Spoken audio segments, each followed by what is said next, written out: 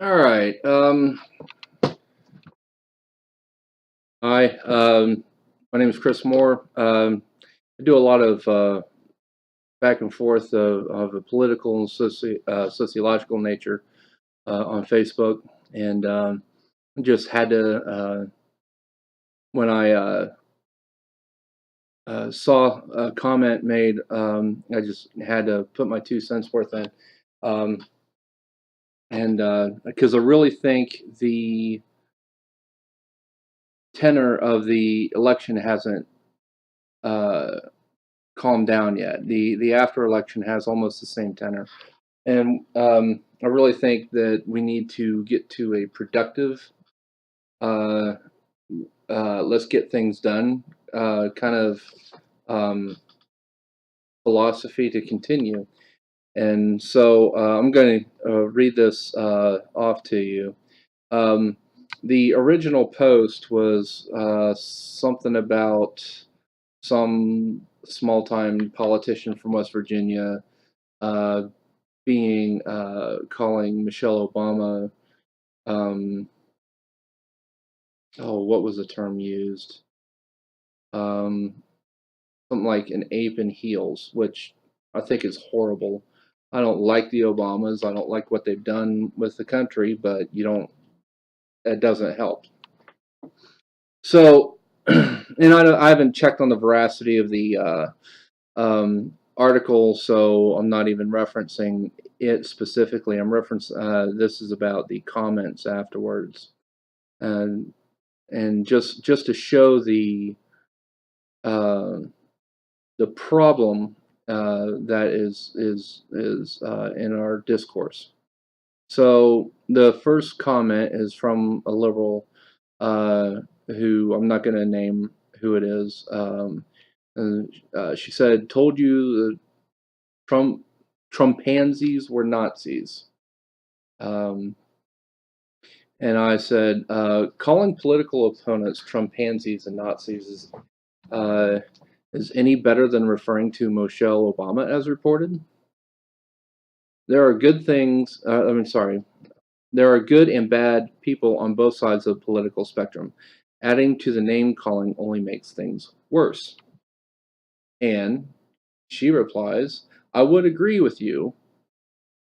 However, and however is the same as saying but, which means ignore everything I've said so far. Because even though I say I agree with you or I mean it, I don't really. So, anyways, she says, "How I would agree with you. However, the attacks on Americans preceding and especially after the election are racially motivated, and for the most part are cowardly, targeting mostly women and children." I don't know what attacks she's talking about. I could have challenged her on those to like show what she means because um, I've saw attacks on both sides, but most of the attacks were coming at Trump. So I'm not sure where she was going with that, but I'll continue. She says, in schools, bullying has gotten out of hand in many places. No one called Laura Bush a monkey in heels. As far as I know, that's correct. These people are elected officials whipping up racial and religious, uh, whatever, she doesn't say, just racial and religious, for personal gain. Attacking without reason and affecting so many people, just calling a spade a spade. Like, okay, so here's my personal breakdown on top of what I already did. Where she says the attacks on Americans preceding and especially after the election are racially motivated for the most part and cowardly, targeting mostly women and children. So my response is so since your side is doing it, it's okay. And then she says the next sentence was, in schools, bullying has gotten out of hand in many places. My reply was, this was increasing years before the election, the bullying being a problem. And it may not have been bullying being a problem, it's just the perception of bullying becoming more of a problem, at least. Let's see here. Because I remember when I was a kid in school, I got bullied. So up until um, I gave them a reason to respect me. So there you go. Let's see here. Next sentence, she said, no one called Laura Bush a monkey in heels. True, as far as I know. Let's see here. Next thing she said, these people are elected officials whipping up racial and religious for personal gain. Again, I don't know what it is, but now I put my response to that was, then it is the responsibility of their constituents to stop them and remove them from office. If it's a small town person from a politician from West Virginia, which is what the article claims, then it's her constituents that's responsible for doing it, taking care of it. What, am I going to go down to West Virginia and say, hey, you guys better start behaving? They're going to look at me and laugh. Okay? So, next thing, attacking without reason. Well, ma'am, you just gave a reason in the sentence above. Just saying. And affecting so many people.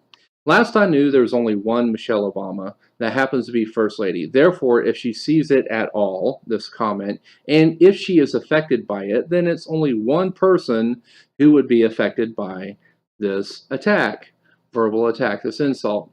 But even she shouldn't be. Any person in public life should have a thicker skin than that. I've heard that repeatedly. You have to have a thick skin. You have to have a thick skin. And that's true. Otherwise, you just can't do it.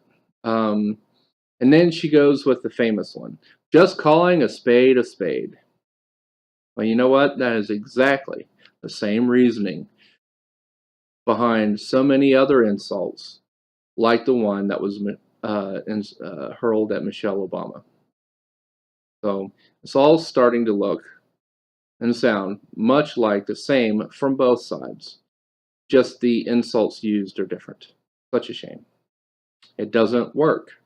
Insulting others does not get them to listen to you. It just makes them defensive and start trying to fight back, which is why so many people are willing to call Michelle Obama what was said. Whether, again, I don't know if that was the case in this, but or call Obama something or Hillary something that is inappropriate, and because people are tired of being called, racist, sexist, insert bigot title here, inappropriately.